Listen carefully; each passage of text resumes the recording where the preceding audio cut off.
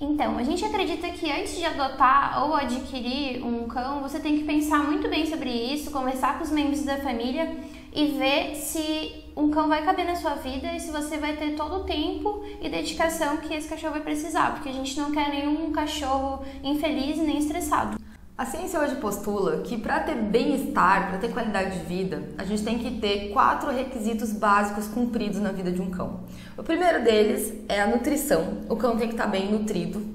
O segundo é saúde física, e a nutrição também influencia nisso, né? Mas ele tem que ter os cuidados básicos de saúde. O terceiro é ele poder expressar seus comportamentos naturais. Vamos lembrar que cachorro é cachorro, não é gente. Ele tem que poder se comportar como cachorro. E o último é ter um ambiente adequado. Se esses 4 requisitos estiverem bem cumpridos, a gente provavelmente vai ter um animal com o 5º requisito, que une tudo isso, que é a saúde mental, que é ter realmente um bem-estar mental e um animal equilibrado.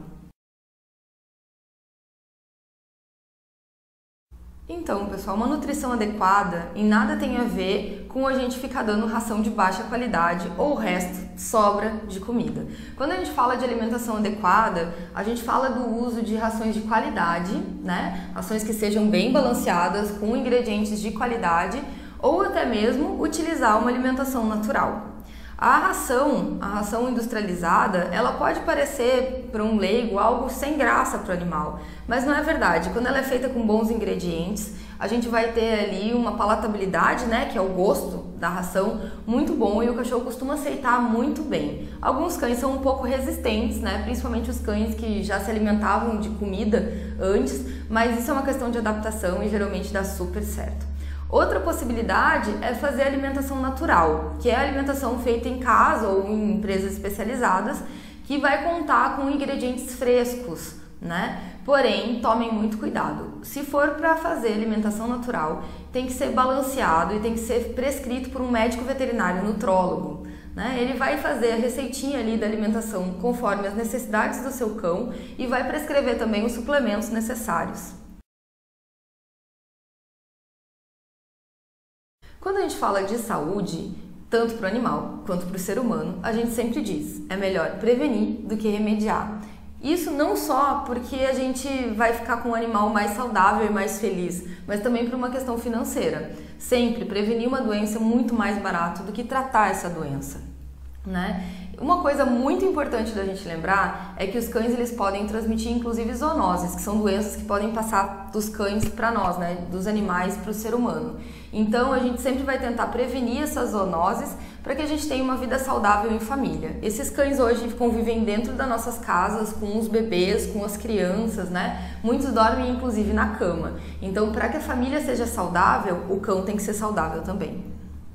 A vacinação é uma das maneiras de impedir que o seu cão adquira essas doenças, sendo elas zoonóticas ou não. O cachorro vai ser vacinado quando chegar na sua casa, se ele for de origem desconhecida. Se ele vier de um canil, ele já tem que vir com essas doses iniciais aplicadas. Você tem que exigir isso do criador e isso vai diminuir drasticamente a incidência dessas doenças na população. A gente tem ali, na verdade, um padrão vacinal que o veterinário vai analisar, né? Quando é muito importante que a gente use vacinas éticas, que são essas vacinas que só o veterinário pode aplicar. E por que isso? Porque a vacina ética, a gente tem certeza que ela foi mantida na temperatura adequada, que ela foi aplicada quando o animal estava no período certo para receber, e essas vacinas elas são realmente mais eficientes do que as vacinas não éticas. O que vai acontecer? O animal chegou na sua casa, se ele é um filhotinho, ele vai ter recebido a primeira dose com 45 dias. E aí, a maioria das vacinas funciona assim, a gente vai tendo uma dose a cada 21 dias, são 3 doses. Né? Se ele começou um pouquinho mais tarde, a gente vai contar 21 dias a partir dali. É muito importante que ele não seja vacinado antes dos 45 dias, porque nesse caso ele ainda está imunizado pelos anticorpos que ele recebeu da mãe no leite, então a vacina não vai ser eficiente. Ele recebe a primeira com 45 dias, ainda quando ele está com a mãe dele, lá, né, no canil, e as outras vacinas, muitas vezes, elas são feitas pelo próximo tutor, né, a pessoa que vai receber esse animal. Junto com a terceira vacinação, mais ou menos lá pelos 90 dias, tem a vacina da raiva também, que é muito importante. A raiva é uma zoonose super perigosa e a gente vai querer proteger o animal e a nossa família contra essa doença também. Outra coisa que é muito importante é a gente se preocupar com a prevenção contra parasitas. Endoparasitas são os parasitas que ficam lá de dentro do corpinho do cão, por exemplo, na corrente sanguínea, estômago, coração, intestino. E os ectos são os que ficam lá de fora, por exemplo, carrapatos, pulgas, piolhos. Exatamente. A gente vai ter, para tratar os ectoparasitas, uma série de medicamentos de vários valores que a gente vai passar depois. Alguns com mais tempo de duração, outros que têm duração pontual para livrar o animal naquele momento dos ectoparasitas. E aí isso tudo vai ter que ser conversado junto com o médico veterinário que atender, né, a pessoa que está aí tratando desse animal. Então, para evitar endoparasitas, é indicado que se use vermífugos de 3 em 3 meses. Esses vermífugos têm um preço bem variado, vai ser de acordo com a qualidade dele, ou o peso do cão, o tamanho. Isso tudo vai depender muito, inclusive até de onde você for comprar. Uma coisa bem importante para lidar com a saúde dos cães é a gente fazer o controle e o manejo da vida reprodutiva desses animais. Então é super indicado que tanto a fêmea quanto o macho sejam castrados. Se você não é um criador e você não tem condições de reproduzir esses animais com qualidade, a melhor coisa é a gente castrar. O momento do cio para a fêmea, por exemplo, é extremamente estressante fisiologicamente falando. Se a gente não quer reproduzir, já vai lá no médico veterinário, procura o médico veterinário que te auxilia e que te atende e pede por uma castração, né? Na fêmea é feito o que a gente chama de ovário-salpingo-esterectomia, o nome da cirurgia, né? Que nada mais é do que a retirada dos ovários, das trompas e do útero. Esse animal nunca mais vai entrar no cio e a gente vai estar evitando também uma série de doenças, né, relacionadas aí ao aparelho reprodutivo. Jamais aplique qualquer método hormonal, anticoncepcional, né, na sua cadelinha. Isso vai trazer prejuízos enormes para a saúde desse animal, então a gente não recomenda.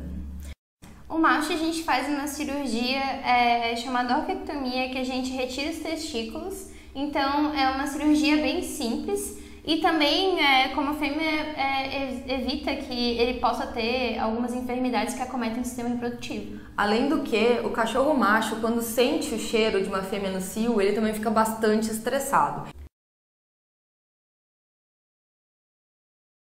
Uma dúvida frequente quando adotamos um cachorro é saber se o ambiente que a gente tem para oferecer para ele vai ser adequado para as características comportamentais e as necessidades dele, né?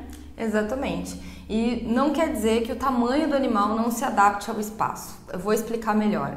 Por exemplo, a gente tem cães com níveis de atividade muito grande e a gente tem cães que são mais sossegadinhos, né? Raças assim, muitas vezes. E é aí que entra essa questão da gente saber escolher uma raça, né? Que a gente já vai saber mais ou menos a necessidade daquele cão. A gente tem, por exemplo, todos os terriers, né? Tanto o Fox Paulistinho, o terrier brasileiro, o Jack Russell, até mesmo o Schnauzer é um terrier, né? Eles são cães muito ativos. Então, para esse tipo de animal, um ambiente pequeno, com restrição, mesmo que seja um cachorro pequeno, vai ser uma coisa mais problemática. A gente tem cães, em contrapartida, muito grandes, que são tranquilos, que não exigem muito espaço, que não exigem muito do ambiente, né? Por exemplo, um Basset Hound. O Basset Hound, ele até brinca e tal, mas ele é um cão mais preguiçoso, mesmo sendo um cachorro grande. Então, a gente consegue ter ele com qualidade num espaço um pouquinho menor. Outra coisa a gente considerar também é o quão apegado aquele animal é ao seu tutor. A gente tem o caso, por exemplo, dos labradores e dos golden retrievers que se dão super bem dentro de casa e dentro de apartamentos. Porque embora eles sejam grandes, eles precisam, na verdade, de companhia. Eles precisam estar com os seus tutores, né? Muitos deles são assim. Eles ficam extremamente deprimidos se eles são largados num quintal grande por horas e horas por dia, sem atividade, sem companhia. Então isso a gente também tem que avaliar. Outra coisa importante é saber que o seu cão ele precisa caminhar. Ele descendeu de lobos, então os lobos eles têm um comportamento natural de caminhar quilômetros de distância por dia. Então, se você quer ter um cão feliz, ele precisa caminhar. Mesmo que ele more num quintal grande, ele precisa caminhar, faz parte das necessidades do cão.